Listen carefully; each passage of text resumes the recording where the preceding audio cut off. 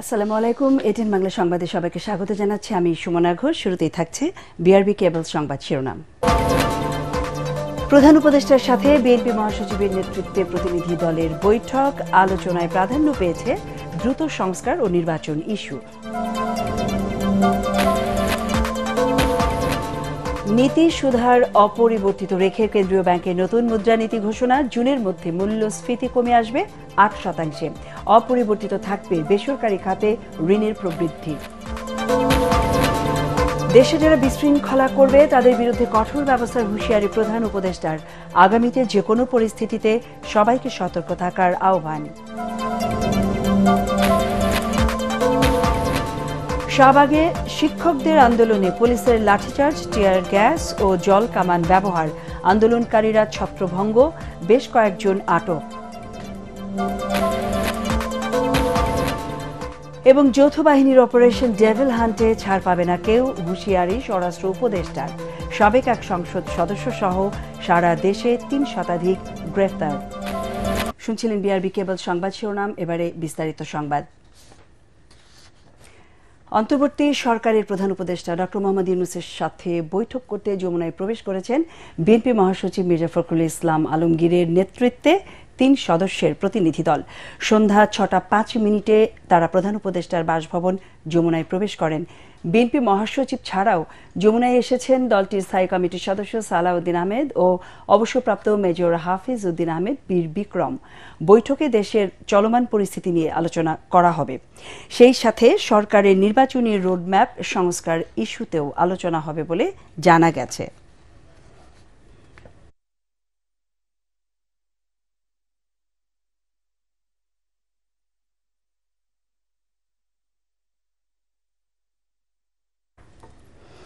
দর্শক, এই মুহূর্তে প্রধান উপদেষ্টার বাসভবন যমুনার সামনে রয়েছেন আমাদের সহকর্মী ইয়াসিন রানা।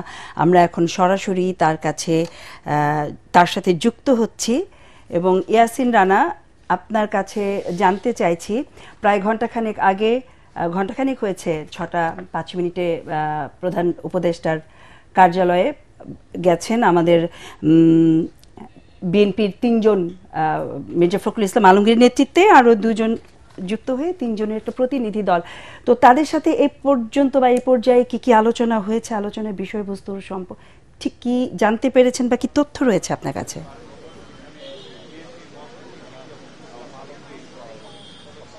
সুমনা, আপনাকে ধন্যবাদ। আমরা আছি এই মুহূর্তে প্রধান উপদেষ্টার বাসভবন যমুনার সামনে। ৬টা বাজার ঠিক পর মুহূর্তেই মির্জা ফখরুল ইসলাম আলমগীরের নেতৃত্বে বিএনপির স্থায়ী কমিটির সদস্য সালাউদ্দিন আহমেদ এবং মেজর হাফিজউদ্দিন আহমেদ বীর বিক্রম, এই তিনজন প্রতিনিধি দল বৈঠকে গিয়েছেন। এখন পর্যন্ত আমরা যে বিষয়টা জানতে পেরেছি বিভিন্ন সোর্সের মাধ্যমে, বিএনপির প্রতিনিধি দলের সাথে প্রধান উপদেষ্টার বৈঠক এখন পর্যন্ত চলমান। এই বিষয়টি আমরা বিএনপির যিনি প্রেস উইং এর সদস্য আছেন সাইরুল কবির খান এবং বিভিন্ন সোর্সের মাধ্যমে জানতে পেরেছি চলমান যে রাজনৈতিক যে পরিস্থিতি, দেশের যে আইন শৃঙ্খলা পরিস্থিতি, ধানমন্ডি ৩২ নম্বর সহ দেশের বিভিন্ন স্থানে যে ভাঙচুরের ঘটনাগুলো ঘটছে এবং আইন শৃঙ্খলা পরিস্থিতি স্বাভাবিক রাখতে কি কি ধরনের পদক্ষেপ অন্তর্বর্তী সরকার নিবে সেই বিষয়ে বিএনপি আলোচনা করবে। এছাড়া অন্তর্বর্তী সরকারের পক্ষ থেকে যে ঘোষণাটি কিছু দিন আগে দেওয়া হয়েছে যে এই বছরের ডিসেম্বর কিংবা আগামী বছরের জুন মাসের মধ্যে নির্বাচন অনুষ্ঠিত হবে, পরবর্তী নির্বাচন অনুষ্ঠিত হবে, এবং সেজন্য যে ধরনের সংস্কার প্রস্তাবগুলো দেওয়া হবে, ৬টি মেজর সংস্কার কমিটি রয়েছে যারা ইতিমধ্যে রিপোর্ট জমা দিয়েছেন এবং মোট 11টি সংস্কার কমিশন রয়েছে। সেই সংস্কার কমিশনের যে সংস্কার প্রস্তাবগুলো থাকবে সেই সংস্কার প্রস্তাবগুলোর সাথে কি কি সংস্কারগুলো হলে আগামী নির্বাচন সুষ্ঠু এবং সুন্দরভাবে আয়োজন করা যেতে পারে সেই বিষয়ে বিএনপি একটি রোডম্যাপ চাইবে এবং অন্তর্বর্তী সরকারের কাছ থেকেও বিএনপি তাদের বক্তব্যগুলো জানার চেষ্টা করবেন যে আসলে কি কি ধরনের সংস্কার হলে এই নির্বাচনটা সুষ্ঠু এবং সুন্দরভাবে আয়োজন করা যেতে পারে। বিএনপির তরফ থেকেও কিছু সুনির্দিষ্ট প্রস্তাবনা দেওয়া হবে বলে আমরা জানতে পেরেছি। তবে যেহেতু এখন পর্যন্ত সেই বিষয়টা ক্লিয়ারলি আমরা বলতে পারছি না, এই বৈঠকের পরে যমুনার ঠিক এইখানেই বিএনপির মহাসচিব ব্রিফিং করবেন, আমরা তার কাছ থেকে জানতে পারবো কি কি ধরনের প্রস্তাব বিএনপি দিয়েছে। এই বিষয়টি ছাড়াও আরেক কয়েকটি বিষয় আমরা জানতে পারছি যে চলমান সংস্কার প্রস্তাবগুলো রয়েছে সেই সংস্কার প্রস্তাবের সাথে বিএনপি সহ অন্যান্য রাজনৈতিক দল আলোচনা করবেন। এবং আপনার সুমনা একটা বিষয় জানিয়ে রাখছি যে জুলাই চার্টারের যে কথাগুলো বলা হচ্ছে, সংস্কার প্রস্তাবের যেই পয়েন্টে বিএনপি সহ রাজনৈতিক দলগুলো ঐকমত পোষণ করবেন, সেই প্রস্তাবগুলো নিয়েই মূলত জুলাই চার্টার ঘোষণা করা হবে। এই ছিল সুমনা আমার কাছে রাষ্ট্রীয় অতিথি ভবন যমুনার সামনে থেকে সর্বশেষ। ধন্যবাদ ইয়াসিন রানা আপনাকে আমাদের সাথে যুক্ত থাকার জন্য। চলমান অর্থনীতি সংকটে নীতি সুদ হার 10 ভাগ অপরিবর্তিত রেখেই নতুন মুদ্রানীতি ঘোষণা করলেন Bangladesh bank governor doctor Ahsan H Mansur. যেখানে বেসরকারি খাতে ঋণের প্রবৃদ্ধি ধরা হচ্ছে 9.8%। তিনি জানান, চ্যালেঞ্জ থাকলেও জুনের মধ্যে মূল্যস্ফীতি 7 থেকে 8 ভাগে নেমে আসতে পারে। পাচারকৃত অর্থ উদ্ধারের সর্বোচ্চ চেষ্টা করা হচ্ছে বলেও জানান বাংলাদেশ ব্যাংক গভর্নর। শারফুল আলমের রিপোর্ট। অন্তর্বর্তীকালীন সরকারের এবং বর্তমান গভর্নরের প্রথম মুদ্রানীতি ঘোষণা করল বাংলাদেশ ব্যাংক। নিত্য প্রয়োজনীয় পণ্যের ঊর্ধ্বগতির মধ্যেই বড় ধরনের তেমন কোনো পরিবর্তন ছাড়াই 2024-25 অর্থ বছরের দ্বিতীয় মেয়াদে সংকটকালীন অর্থনীতির মধ্যেই এই মুদ্রানীতি ঘোষণা করা হলো। এতে নীতি সুদ হার কমানোর প্রস্তাব থাকলেও নতুন মুদ্রানীতিতে তা 10 ভাগেই অপরিবর্তিত থাকছে। এছাড়া বেসরকারি খাতে ঋণের প্রবৃদ্ধি অপরিবর্তিত রেখে 9.8%ই রাখা হয়েছে। তবে গেল ডিসেম্বরে বেসরকারি খাতে ঋণের প্রবৃদ্ধি অর্জিত হয়েছে 7.3 ভাগ বলে জানিয়েছে বাংলাদেশ ব্যাংক। এটার মূল কারণটা হচ্ছে যে ব্যালেন্স অফ পেমেন্টে আমরা যখন দেখি আমরা একটা স্বস্তির জায়গায় আছি। আমাদের কারেন্ট অ্যাকাউন্টে এখন উদ্বৃত্ত আছে, স্বল্প হলেও উদ্বৃত্ত। গত বছর এই সময় এটা একটা বড় ঋণাত্মক একটা ভাব ছিল, একটা বড় রকমের ড্রেন হচ্ছিল কারেন্ট অ্যাকাউন্টের থ্রুতে। 2 নম্বর যদি আমরা দেখি, ফাইন্যান্সিয়াল অ্যাকাউন্টেও আমরা একটা বড় উদ্বৃত্ত আছে 1.5 বিলিয়নের মতো। তো সেটাও আমাদেরকে কনফিডেন্স দিচ্ছে যে আমাদের যে ফ্লো অফ ফান্ড ওভারঅল, সেটা বৈদেশিক সাহায্য থেকেই আসুক, এফডিআই থেকেই আসুক, কোনোটা কম আসবে কোনোটা বেশি আসবে, সব মিলিয়ে আমরা একটা সন্তোষজনক অবস্থায় আছি, একটা সারপ্লাস পজিশনে আছি। মূল্যস্ফীতি নিয়ন্ত্রণের চ্যালেঞ্জকে মাথায় রেখে বাংলাদেশ ব্যাংক এবারের মুদ্রানীতি প্রণয়ন করেছে। তবে গভর্নরের আশা, জুনের মধ্যেই মূল্যস্ফীতি 8% এবং 2026 সালের শুরুতে তা কমে 5 ভাগে নেমে আসতে পারে। ইনফ্লেশনটা যেন জুন মাসের শেষে, অর্থাৎ জুন মাসের ডেটা যখন আসবে, এটা যেন 7-8%-এর মধ্যে থাকে। এটা প্রথম থেকে আমি বলছি, এখনো সেটাই বলছি। আমার মনে করি যে আমাদের যে এক্সপেকটেশন, সেটাতে বড় কোনো পরিবর্তন এখনো হয় নাই। আমাদের যে উদ্দেশ্য ছিল যে এক্সচেঞ্জ রেটকে স্টেবল করব আমরা, সেখানে আমরা মনে করি যে আমরা মোটামুটিভাবে সাকসেসফুল। দুর্বল ব্যাংকগুলোকে আরো তারল্য সহায়তা দেয়া এবং 1 থেকে 1.5 বছরের মধ্যে ব্যাংক সংস্কারের কাজ শেষ হবে বলেও আশা প্রকাশ করেন governor Ahsan H Mansur. Sharful Alam, ATN Bangla, Dhaka. যারা বিশৃঙ্খলা সৃষ্টি করে দেশ নিয়ে ষড়যন্ত্র করবে তাদের বিরুদ্ধে কঠোর ব্যবস্থা নেওয়ার হুঁশিয়ারি দিয়েছেন প্রধান উপদেষ্টা ডক্টর মোহাম্মদ ইউনূস। তার আশঙ্কা, পতিত স্বৈরাচার আওয়ামী লীগ পতন মেনে নিতে না পেরে সামনে আরও বিশৃঙ্খল পরিস্থিতি তৈরি করতে পারে। এজন্য সবাইকে সচেতন থাকার তাগিদ দেন তিনি। জুলাই আন্দোলনে শহীদ পরিবার এবং আহতদের সঙ্গে মতবিনিময় শেষে ডক্টর ইউনূস বলেন, 24 গণ অভ্যুত্থানের শহীদ ও আহতরাই ইতিহাসের স্রষ্টা। আরও জানাচ্ছেন আদ্দিন সজীব। জুলাই বিপ্লবের মাধ্যমে স্বৈরাচারের দীর্ঘ শোষণ, বঞ্চনা, নির্যাতন, নিপীড়নের অবসান করল যারা, সেই শহীদ পরিবার আর আহতদের এখনো পথে নামতে হয় নানা দাবি নিয়ে। সেই ক্ষোভ আর অসুবিধার কথা শুনতেই প্রধান উপদেষ্টা ডেকে নিলেন এই পরিবারগুলোকে। জুলাই বিপ্লবের যোদ্ধাদের নতুন ইতিহাসের স্রষ্টা উল্লেখ করে ডক্টর মোহাম্মদ ইউনূস বলেন, যারা ইতিহাসকে স্মরণ করে না সেই জাতির ভবিষ্যৎ নেই। তারা ইতিহাসের স্রষ্টা। ইতিহাসের স্রষ্টাকে সাধারণ মাপকাঠি দিয়ে, টাকা পয়সা দিয়ে হয় না। যে জাতি ইতিহাসকে স্মরণ করতে পারে না সে জাতির ভবিষ্যৎ নেই। এই যে মুক্তিযুদ্ধ মন্ত্রণালয়ের কারণে মুক্তিযোদ্ধারা তারা এক জায়গাতে সরকারের অংশ হয়ে গেছে, এটা কেউ বুঝতে পারবে না। আপনারা আজকে এই মন্ত্রণালয়ের অংশ হয়ে গেলেন। এটা জুলাই স্মৃতি পরিদপ্তর সৃষ্টি হয়েছে, যেটা আপনি যাই করেন না কেন সরকারের কাঠামোর ভেতরে ঢুকে গেছে। এটা মস্ত বড় খবর। সরকার বড় কঠিন জিনিস, তার সঙ্গে বোঝাপড়া করা বড় কঠিন। অনেক সময় বহু কষ্ট করে কিছু করা যায় না, কিন্তু একবার ঢুকে যেতে পারলে তারা বাইর করতে পারে না। জুলাই বিপ্লব দমনে ছাত্র নাগরিকদের যারা নির্মমভাবে হত্যা করেছেন তাদের দৃষ্টান্তমূলক বিচারের আবারও প্রতিশ্রুতি দেন ডক্টর মোহাম্মদ ইউনূস। সে আমারে পিটবে, আমি পিটবো, এটা এই পিটাপিটির শেষ কোনোদিন হবে না। তাদেরকে বোঝাতে হবে তোমাদের রাস্তা ভুল, যা করেছো মাপ চাও।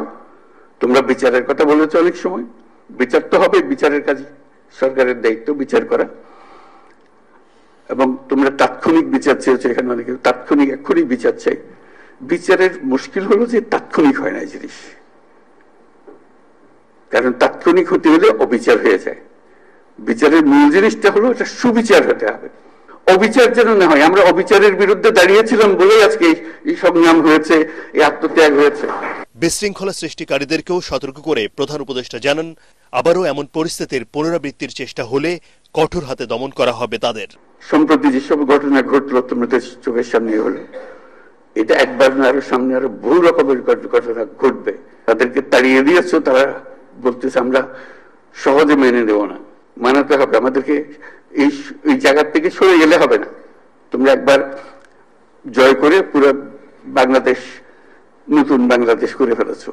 এই নতুন বাংলাদেশের ভেতরে যারা গন্ডগোলের সৃষ্টি করতে পারে তাদেরও নিশ্চিহ্ন করবো আমরা। তাদেরকে দলে বেরিয়ে ফেলবো, নিজেদের মধ্যে নিয়ে আসবো, আর তা না হলে আইনের কাছে সুপর্দ করে দেবো। শহীদদের স্বপ্নের দেশ গঠনে জুলাইয়ের বীর যোদ্ধাদেরও সহযোগিতা প্রত্যাশা করেন তিনি।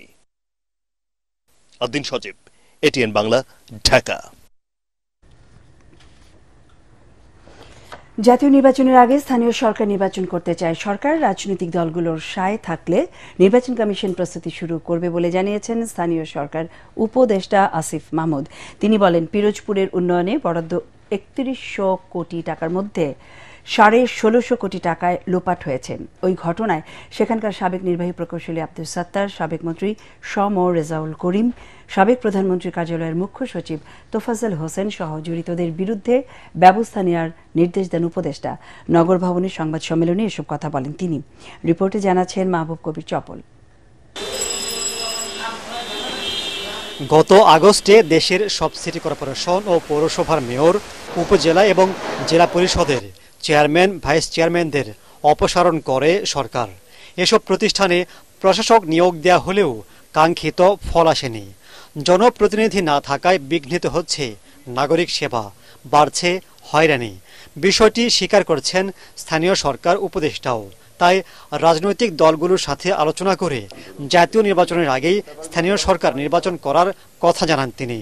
একজন স্থানীয় জনপ্রতিনিধি যেভাবে জনগণকে সেবাটা দিতে পারে, সেক্ষেত্রে যথেষ্ট ব্যাঘাত ঘটছে। সেই জায়গা থেকে স্থানীয় সরকার নির্বাচন আয়োজন করার ক্ষেত্রে এখন পর্যন্ত যদিও কোনো চূড়ান্ত সিদ্ধান্ত হয়নি, তবে ইতিবাচক রাজনৈতিক দল সহ আদার স্টেক হোল্ডারদের সাথে কনসালটেশনের ভিত্তিতে এই বিষয়ে একটা সিদ্ধান্তে পৌঁছানো যাবে। উপদেষ্টা জানান, পিরোজপুর জেলায় উন্নয়নের নামে পুকুর চুরি হয়েছে। 17টি প্রকল্পে প্রায় ৩২০০ কোটি টাকা বরাদ্দ দেওয়া হয়েছে, যার মধ্যে ১৬৫০ কোটি টাকায় লোপাট করেছেন সেখানকার প্রকৌশল অধিদপ্তরের কর্মকর্তা ও জনপ্রতিনিধিরা। জড়িতদের বিরুদ্ধে কঠোর ব্যবস্থা নেওয়া হচ্ছে বলে জানান উপদেষ্টা। কাগজে কলমেও কাজ দেখানো হয়নি, অর্থ লোপাট করা হয়েছে প্রায় ১৬৪৭ কোটি ৪৮ লক্ষ টাকা। জনাব আব্দুল সাত্তার হাওলাদার, যার বিরুদ্ধে অভিযোগটা প্রথম এসেছিল, নির্বাহী প্রকৌশলী, এখন PRL ভোগরত।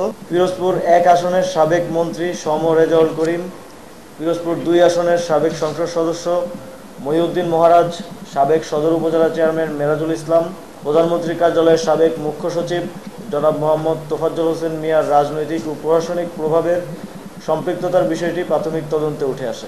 লুটপাট এর সাথে যারা জড়িত, যাদের ব্যাপারে প্রাথমিক তদন্তে উঠে এসেছে, তাদেরকে কোনোভাবেই ছাড় দেওয়া হবে না। সম্প্রতি স্থানীয় সরকার উপদেষ্টার স্বাক্ষরে একটি চিঠি সামাজিক যোগাযোগ মাধ্যমে ভাইরাল হয়েছে, যেখানে নদী গবেষণা কেন্দ্রের চেয়ারম্যান মোহাম্মদ এজাজকে ঢাকা উত্তর সিটি কর্পোরেশনের প্রশাসক নিয়োগের সুপারিশ করা হয়েছে, যার সত্যতা স্বীকার করেন উপদেষ্টা। এ ধরনের চিঠি কতটা বিধিসম্মত, এমন প্রশ্নের জবাব দেন আসিফ মাহমুদ। সোশ্যাল মিডিয়ায় দেখলাম যে উত্তর সিটি কর্পোরেশনের প্রশাসক নিয়োগ দেওয়ার জন্য আমি সুপারিশ করেছি। আসলে উত্তর সিটি কর্পোরেশনের নিয়োগটাতেই মন্ত্রণালয় থেকেই দেওয়া হয়। ডিওটা হচ্ছে একটা অফিসিয়াল প্রসেস, তো খুব দুঃখজনক যে এই জিনিসটা কেউ না কেউ পাবলিশ করেছে। ডিও তো দিতেই পারে না, আইন অনুযায়ী আমরা ডিওই দিয়ে থাকি, এটা প্রসেস যে কাউকে নিয়োগ দেয়ার কিংবা কেউ না কেউ হয়তো লিক করেছে। দাবি করেন স্বচ্ছতার সাথেই কাজ করছেন তারা। মাহবুব কবির চপল, এটিএন বাংলা, ঢাকা। রাজধানীর শাহবাগে প্রাথমিকের বাদ পড়া শিক্ষকদের আন্দোলন দমাতে এবার জলকামান ব্যবহার, লাঠিচার্জ ও টিয়ার শেল নিক্ষেপ করেছে পুলিশ। জনদুর্ভোগ এড়াতে এমন বল প্রয়োগ করা হয়েছে বলে জানিয়েছে পুলিশ। এ সময় আন্দোলনকারীদের থেকে কয়েকজনকে পুলিশ হেফাজতে নেয়। এর আগে নিয়োগ পুনর্বহালের আগ পর্যন্ত সড়ক না ছাড়ার হুঁশিয়ারি দেন আন্দোলনকারীরা। আরও জানাচ্ছেন মাজহারুল হক মুহাজির। এভাবেই জল কামান ব্যবহার করে আন্দোলন দমনের চেষ্টা পুলিশের। নিয়োগ বাতিল করে হাইকোর্টের দেয়া রায়ের প্রতিবাদে সকাল থেকে অবস্থান নেয়া প্রাথমিকের শিক্ষক ও এনটিআরসির নিয়োগ বঞ্চিতরা সড়ক অবরোধ করলে তাদের উপর লাঠিচার্জ করে পুলিশ। দফায় দফায় চলে টিয়ার গ্যাস নিক্ষেপ। উত্তাল রাজধানীর শাহবাগ।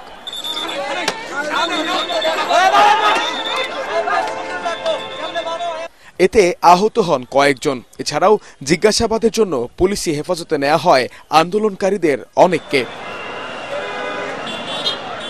পুলিশি ধাওয়া লাঠিচার্জের মধ্যেও দাবি দেওয়া নিয়ে সড়কে অনড় অবস্থানে থাকে আন্দোলনকারীরা।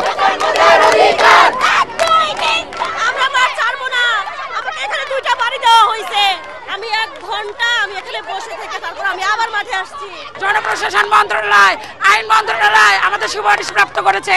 আমরা তো তাদেরকে বলছিলাম না যে আমাদের সুপারিশ প্রাপ্ত করেন। আমরা এখানে অবস্থান করছি, ওনারা একবার না একাধিকবার, শুধু জল কামান না এমনকি লাঠিচার্জ আমাদের উপরে তারা করছে এই জায়গা ত্যাগ করার জন্য। দিন ধরে আমরা প্রেস ক্লাবে পরে পরে মশার কামড় খাচ্ছি। আমরা কি মানুষ না? আমরা কি দোষ করছি? আমাদের এই ইউনিট সরকারি রাষ্ট্রীয়ভাবে স্বীকৃতি প্রদান করছে, তাহলে আমাদের কেন আবার চাকরি নিয়ে যাচ্ছে আমাদের কাছ থেকে? আমরা তো কোনো অন্যায় করিনি। পুলিশ জানায় জনদুর্ভোগ এড়াতে বল প্রয়োগে বাধ্য হন তারা। যারা এখানে বেশি উচ্ছৃঙ্খল আচরণ করেছে, যাদেরকে আমরা থামাইতে পারতেছি না, কিছু আমরা নিয়ে রাখছি। আমরা পরবর্তীতে সিদ্ধান্ত দেবো, যদি সেরকম আমরা ছেড়ে দেবো। আর যদি দেখি এরা বেশি ঝামেলা করে ফেলে তখন আমরা মামলা দিকে যাবো। এদিকে বিকেল নাগাদ শাহবাগ চত্বর ছেড়ে যেতে না চাইলে আবারও আন্দোলনকারীদের ছত্রভঙ্গ করে দেয় আইন শৃঙ্খলা বাহিনী। মাজহারুল হক মুহাজির, এটিএন বাংলা, ঢাকা।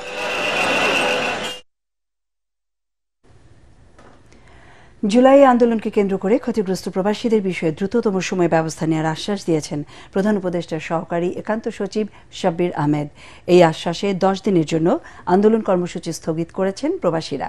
এর আগে সকালে রাজধানীর হোটেল ইন্টারকন্টিনেন্টালের সামনে সড়কে অবস্থান কর্মসূচি থেকে রমনা জোন পুলিশের সমঝোতায় তারা যমুনার দিকে যান। প্রতিনিধি দলে ছিলেন আরব আমিরাত ফেরত খালিদ সাইফুল্লাহ, মীর রাজীব, মিজানুর রহমান, ইয়াসিন অপূর্ব, নাইম ও মাইন উদ্দিন।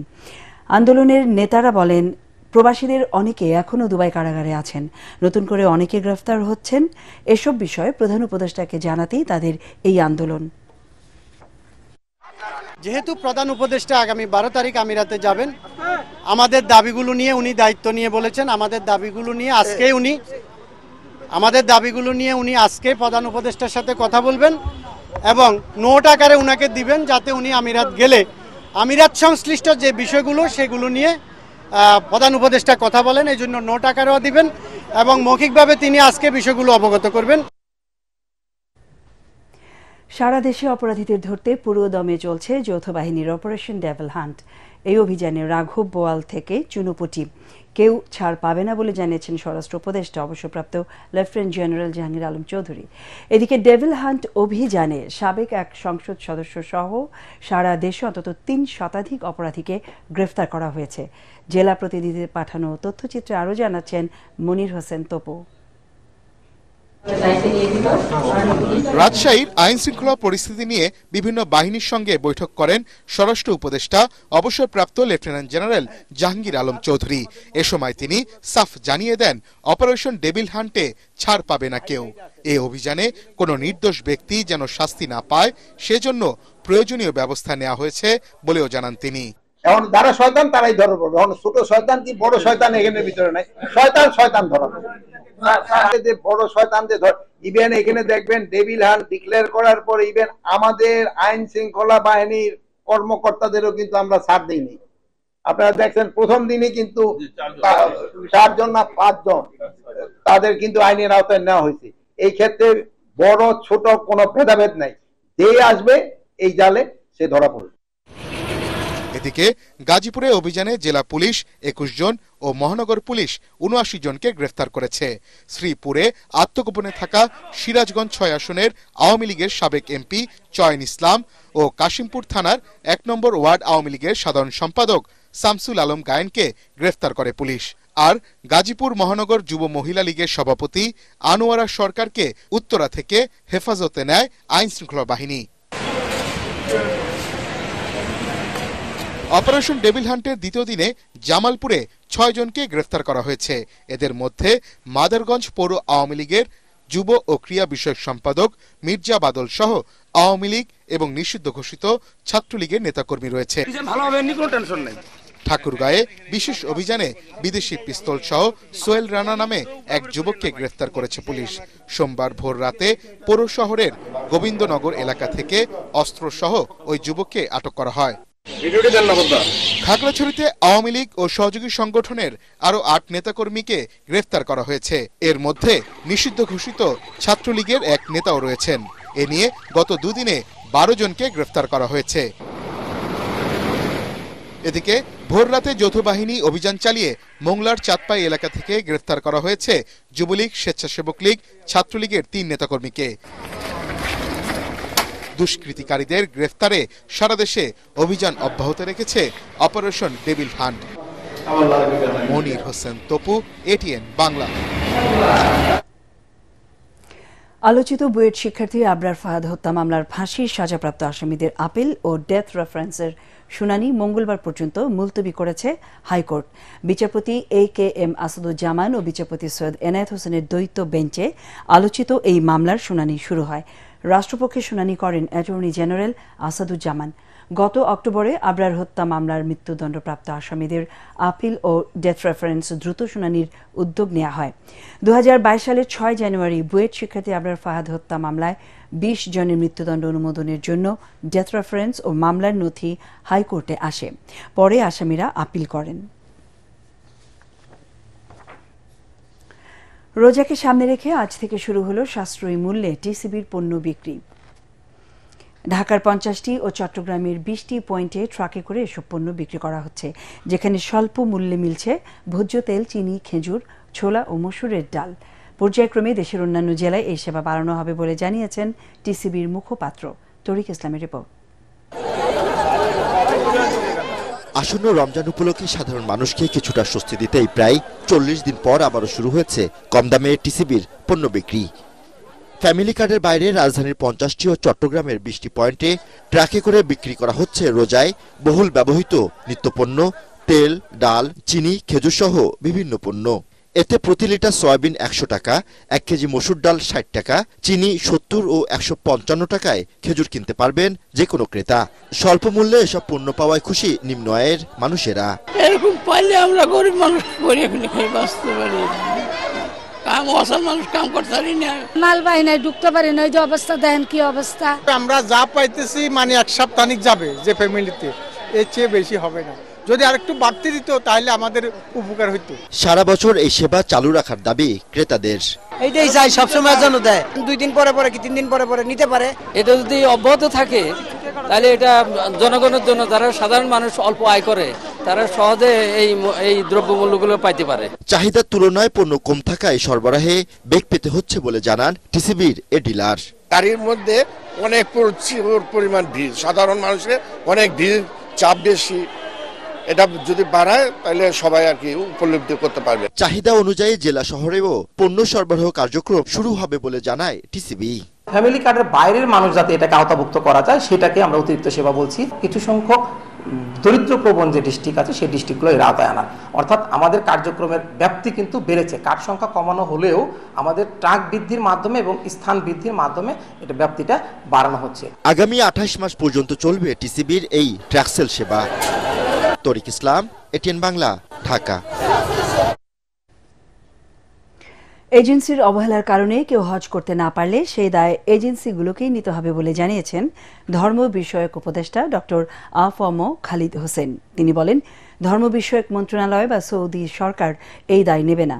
দুপুরে সচিবালয়ে 2025 সালে হজ ব্যবস্থাপনার অগ্রগতি নিয়ে আয়োজিত সংবাদ সম্মেলনে উপদেষ্টা এসব কথা বলেন। তিনি বলেন, সৌদি সরকারের পক্ষ থেকে মিনা ও আরাফায় তাঁবু ও ক্যাটারিং সার্ভিস, বাড়ি হোটেল কর্তৃপক্ষ, পরিবহন প্রতিষ্ঠান, ক্যাটারিং সেবাদানকারী প্রতিষ্ঠানের সাথে 14 ফেব্রুয়ারির মধ্যে চুক্তি করার কড়া নির্দেশনা দেওয়া হয়েছে।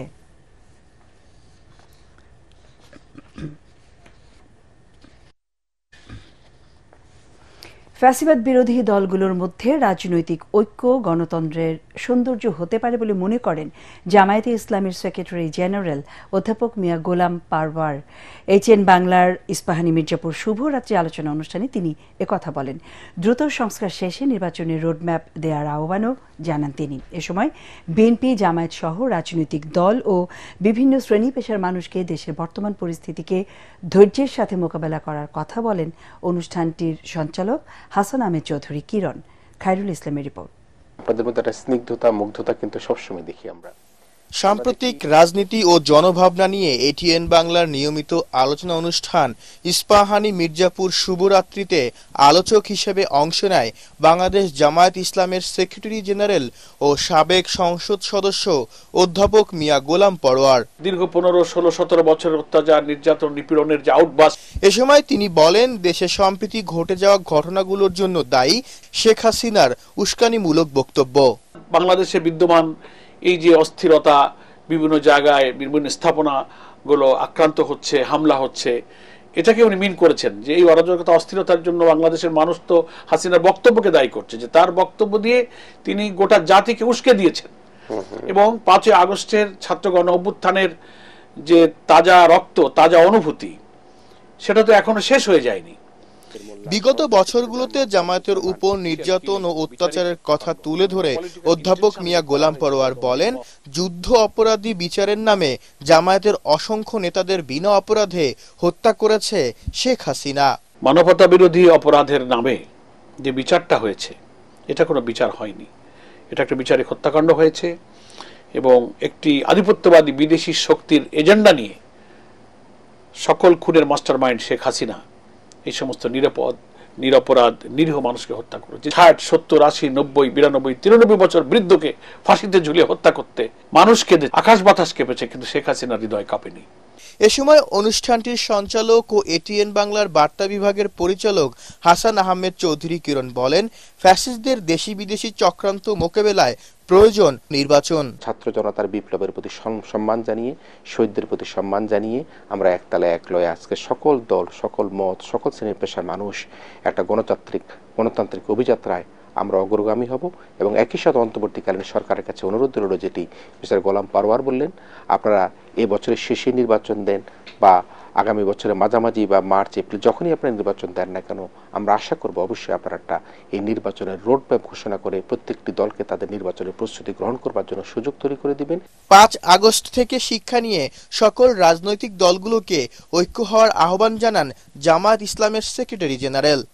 পাশাপাশি আর দেরি না করে দ্রুত সংস্কার শেষে নির্বাচনের রোডম্যাপ দেওয়ার জন্য অন্তর্বর্তী সরকারের প্রতি আহ্বানও জানান তিনি।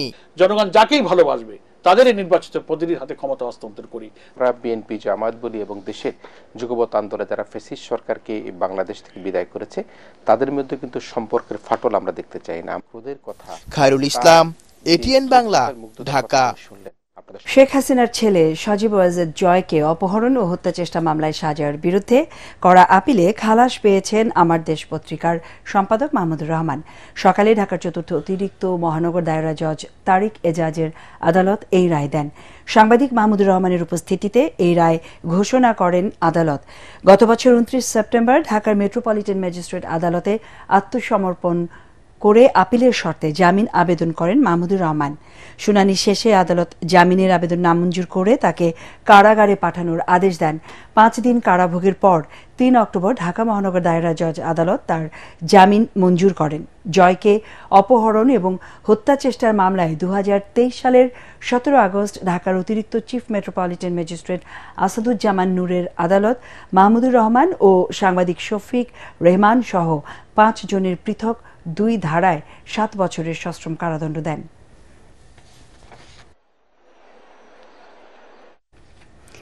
শিশু নাইমকে আদালতের নির্দেশে 30 লাখ টাকা ক্ষতিপূরণ না দেয়ায় আগামী 21 এপ্রিল মালিক ইয়াকুবকে নিয়ে কিশোরগঞ্জের এসপিকে হাজির হওয়ার নির্দেশ দিয়েছে আপিল বিভাগ। বিচারপতি আশফাকুল ইসলামের নেতৃত্বাধীন আপিল বিভাগ এই আদেশ দেন। এর আগে 2020 সালে ওয়ার্কশপে কাজ করার সময় কাটা পড়ে 4th শ্রেণীর ছাত্র নাইমের হাত।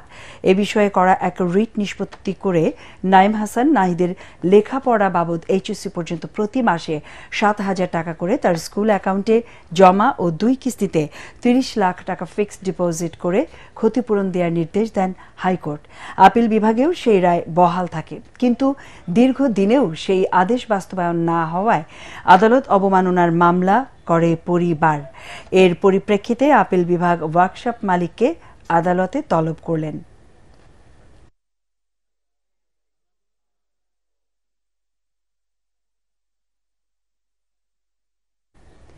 আল আরাফা ইসলামী ব্যাংক অর্থ সংবাদ।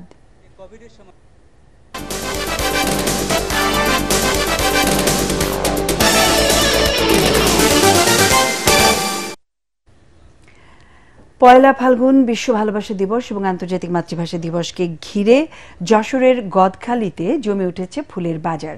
ব্যস্ত সময়ে পার করছেন ফুল চাষি ও ব্যবসায়ীরা। এবার ফুলের উৎপাদন বেশি, তবে দাম কম বলে জানান তারা। সামনে 3টি দিবস উপলক্ষে ফুলের চাহিদা বৃদ্ধি ও ভালো দাম পাবার আশা তাদের। ফুল বিক্রির লক্ষ্যমাত্রা ধরা হয়েছে 100 কোটি টাকা।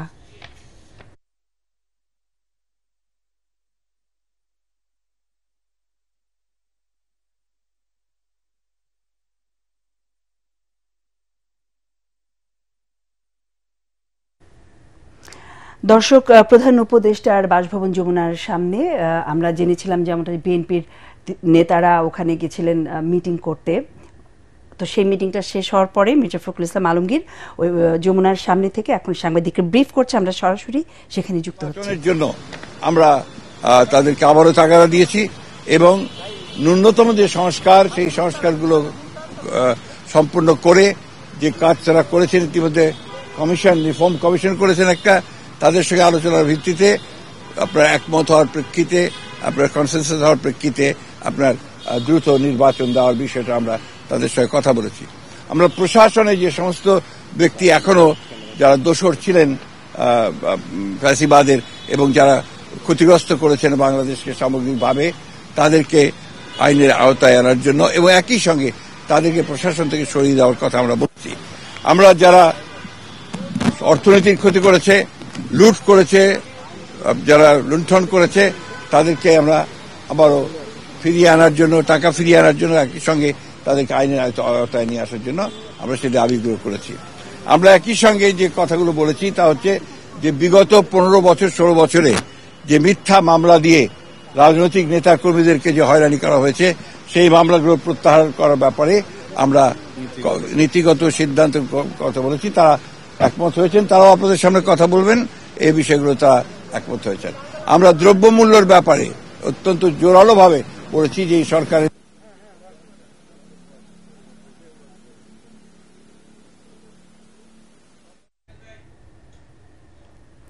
এবারে আন্তর্জাতিক সংবাদ।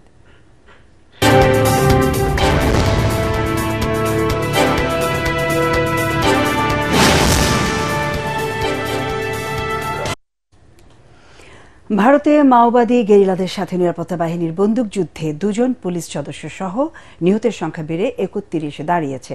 পুলিশ মহাপরিচালক অরুণ দেব গৌতম এক বিবৃতিতে জানান, তাদের কাছে গোয়েন্দা তথ্য ছিল ছত্তিশগড়ের ইন্দ্রবতী জঙ্গলে মাওবাদীদের বড় একটি দল একত্রিত হচ্ছে। গেরিলাদের বড় ধরনের নাশকতার পরিকল্পনা ছিল বলেও জানতে পারে পুলিশ। এরপরেই পুলিশ, প্যারামিলিটারি সহ যৌথ বাহিনী অভিযান পরিচালনা করে। এ সময় তাদের গাড়ি বহরে হামলা চালায় মাওবাদীরা। দুপক্ষের গোলাগুলিতে এই প্রাণহানির ঘটনা ঘটে। দেশটির সংবাদ মাধ্যমগুলো বলছে হতাহতের সংখ্যা আরও বাড়তে পারে। লন্ডনে বাংলা ভাষায় লেখা হোয়াইট চ্যাপেল স্টেশনের নাম নিয়ে আপত্তি জানিয়েছেন বিশ্বের শীর্ষ ধনী মার্কিন প্রেসিডেন্টের উপদেষ্টা ইলন মাস্ক। ইংল্যান্ডের গ্রেট ইয়ারমাউথের এমপি রুপার্ট লো হোয়াইট চ্যাপেল স্টেশনের সাইনবোর্ডের ছবি পোস্ট করে দাবি করেন স্টেশনের নাম শুধুমাত্র ইংরেজিতেই হওয়া উচিত। তার এই পোস্টটি শেয়ার করে ইলন মাস্ক বাংলা লেখা মুছে ফেলার প্রতি সমর্থন জানান। এর আগে পূর্ব লন্ডনে প্রবাসী বাংলাদেশিদের অবদানের প্রতি সম্মান জানিয়ে 2022 সালে স্টেশনটির নাম ইংরেজির সাথে সাথে বাংলায় লেখে কর্তৃপক্ষ। নতুন বাংলাদেশ গড়ার লক্ষ্যে এসো দেশ বদলাই পৃথিবী বদলাই এই প্রতিপাদ্যে ঢাকা বিশ্ববিদ্যালয় এবং যুব ও ক্রীড়া মন্ত্রণালয়ের উদ্যোগে সারা দেশে শুরু হতে যাচ্ছে তারুণ্যের উৎসব 2025। এরই অংশ হিসেবে কাল ঢাকা বিশ্ববিদ্যালয়ের কেন্দ্রীয় খেলার মাঠে 3 দিন ব্যাপী তারুণ্যের উৎসব শুরু হবে। সকালে সংবাদ সম্মেলনে আয়োজকরা জানান কমিউনিটি এনগেজমেন্টের মাধ্যমে তরুণদের মধ্যে খেলাধুলার প্রসারে কাজ করবে এই আয়োজন। এর মধ্যে থাকছে ক্রীড়া টুর্নামেন্ট এবং কমিউনিটি ক্রিকেট ক্লিনিক, যা তাদের অংশগ্রহণ ও দক্ষতা বাড়াবে। এছাড়াও দেশীয় সাংস্কৃতিক ঐতিহ্যকে তুলে ধরতে বিভিন্ন ফ্যান জোনে ঐতিহ্যবাহী খাবারের স্টল থাকবে। এবারে প্যাটেক্স খেলার খবর।